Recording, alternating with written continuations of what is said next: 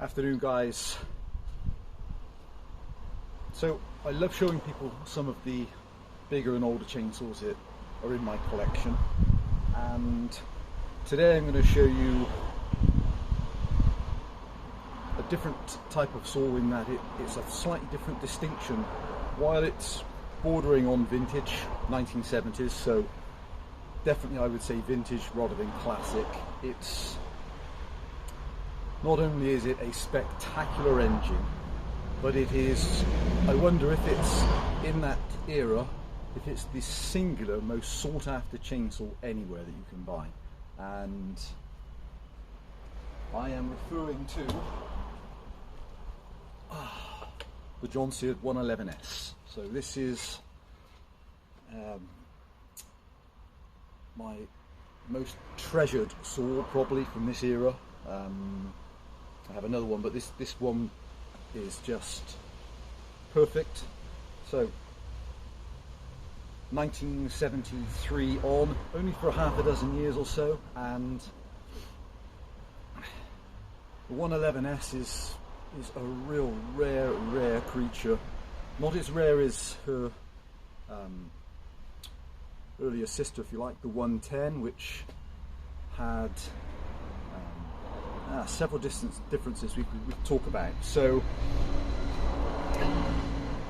I have brought out a few of the other saws just prior to this one, in terms of her age, but similar displacement, to show people just how this saw has come on. So then, you will know the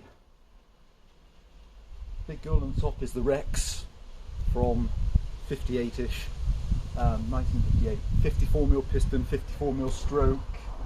You'll also know the spectacular Contra, so 125cc on the Rex, Contra 106cc, 58mm piston and a 40mm stroke, and I'm not sure what she'll start like for us today.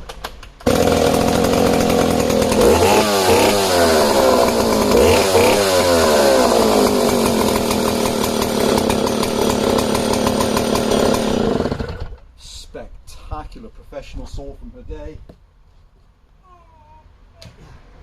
And at the top, I won't bring it down, Pioneer 650.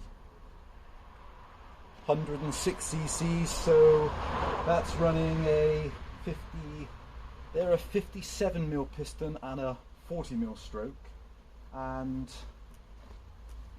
then things like the Danon 110, gorgeous engine.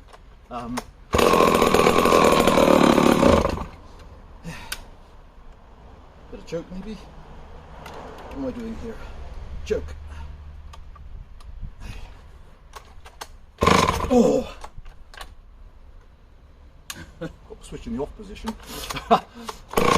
Okay. There and there. Oh!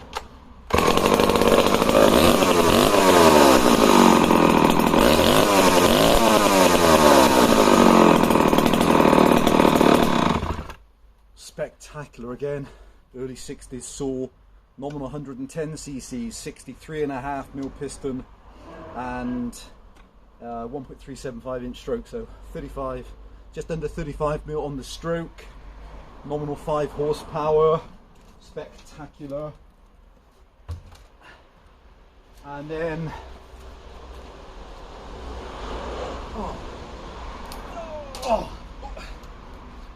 the beautiful John Seard XFs, 56mm piston, 45mm stroke, again 1960s saw, and making 3.5 kilowatts, and is the forerunner to the 111S. So this girl, I've showed her running before. Let's see how she starts today for us. Oh.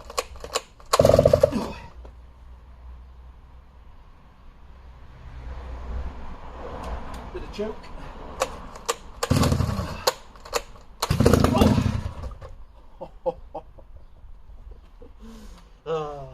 compression engine.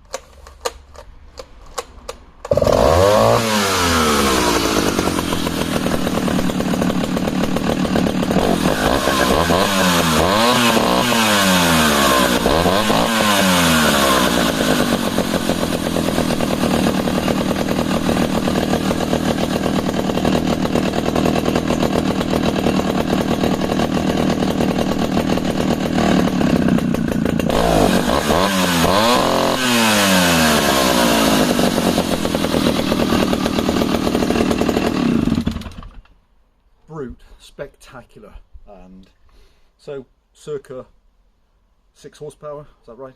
4, 6, 7, 42, 45, 6 horsepower, 3.5 kilowatts, not 6 horsepower, that's 4, 5, 4 and 3/4. That type of horsepower figure for the spectacular XF. And then in the early 70s, you have this girl. This is the 111S, and it's very difficult sometimes to get the information about how some models, particularly between the 110, the 111, the 111S, and how they differ, because lots of information gets lost in time. Some certain technical manuals, you can barely find, and whether or not people, so nearly 50 years ago, documented the changes, and we can still recover that information. So this goes off to a new owner shortly, and reluctantly, but she is. And so I thought I'd do a quick walk around for you, show you how she runs, tell you about a couple of the differences between this model and the early models, and just show you what an impressive piece of kit the 111S is. So shares exactly the same piston in stroke as her older sister, 5645. This girl pushes out 4.8 kilowatts, so 3.5 on the older saw, 4.8 on this girl, so 6.5 horsepower-ish. Really, really impressive. Phenomenal compression. So you would have seen saws with a decompression button before, where you can push it in and you have a decompression valve.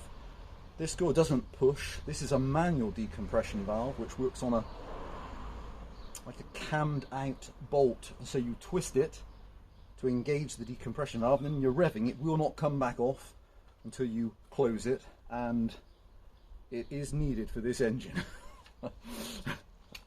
So differences between the 111 and the 111S or the 110. There's a couple of you, if you are looking and you cannot discern what series of casting you have, on the right hand crankcase cover there'll be a little sand casting or casting set into the casing, and in this instance it says S1, so the S1 would denominate a 111. If it's an S, it'll be a 110. The 110s had a one-piece top cover. The 111 and 111Ss have a two-piece. Okay. A couple of other prudent differences to note. If you have a 111 and you're unsure if it's an S or just a standard, you'll find that on the top cover, if you have these holes drilled in, and it's an interesting discussion as well about why the holes are actually put into the top cover. They were typically on the later 111Ss. And another very interesting tell on this engine is the felling spike. And it might look on the face of it that those teeth are all the same length, but on the later 111Ss, the bottom tang is actually slightly longer and gives a bit more support. So longer tang on the bottom and a slight curve. Let me show you what this creature runs like. So it can run up to a 35-inch bar. This girl is running a period, beautiful period, 30-inch solid nose bar.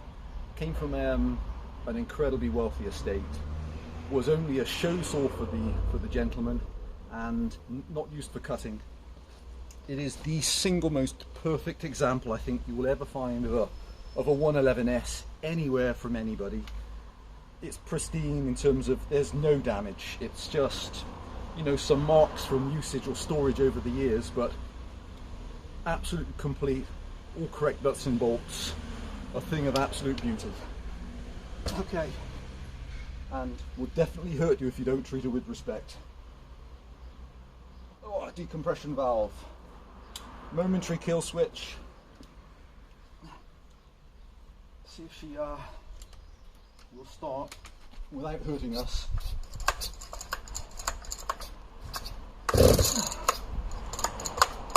Oh, joke. There.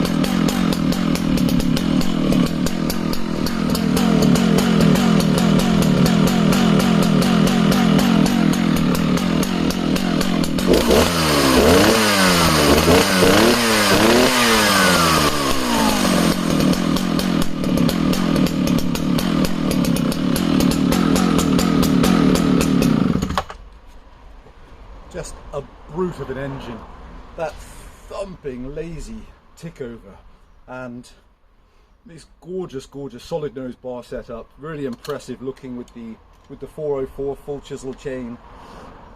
And so other identifiers would be, if you're taking off the air filter housing and get to the ID check on the carburettor, you might find you've got a 112A or a B, the later version. Typically the ones I've seen are on a 111S. So you'll be looking for the casting designation, the holes in the filter, the non-symmetrical filling spike, check the range for the serial number, check the series on the carburettor, the momentary kill switch, and they'll all be signs that you're running a much later saw, or later in the range, not much later, but later in the series, so designating it as an S instead of a standard 111. I'm unsure if the power output is any different. The only one I have is in pieces, but this one is just just irreplaceable. You know, some people talk about saws which are, you know, it's nearly irreplaceable and it's, you know, becoming rare. No, but this saw really is, they are irreplaceable in this condition, just because you just never see them like this, where they've come from somebody with a lot of money which didn't buy it to cut with it, but has bought it to keep it pristine. And I've never cut with her either. Let me show her running one more time. And this girl is going to America, so I hope Heinz, I hope you love this saw. Here we go. And I'm really deadly serious about the decompression valve. The ignition system on saws which haven't been run like this are in pristine condition. The ignition system is so good, the minute you start to pull it over, you will find you will hurt your hands. Oh! Oh! And that's with the decompression valve on. She's an absolute brute. Okay. Oh!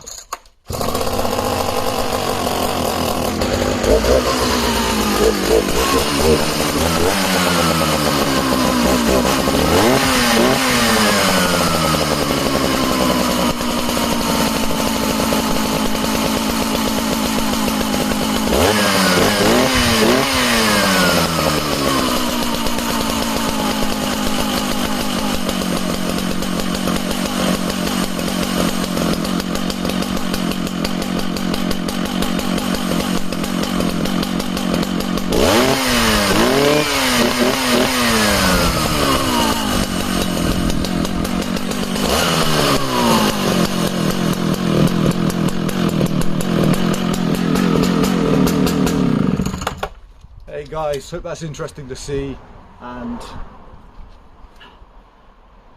just staggering piece of history.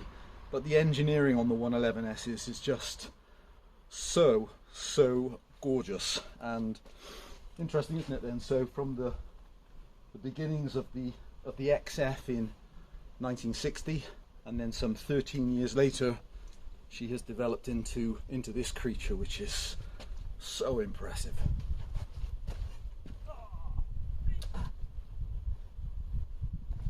Thanks for watching, guys. So in my humble opinion, that is the most singular, most sought after 1970s chainsaw, bar none. Bye for now.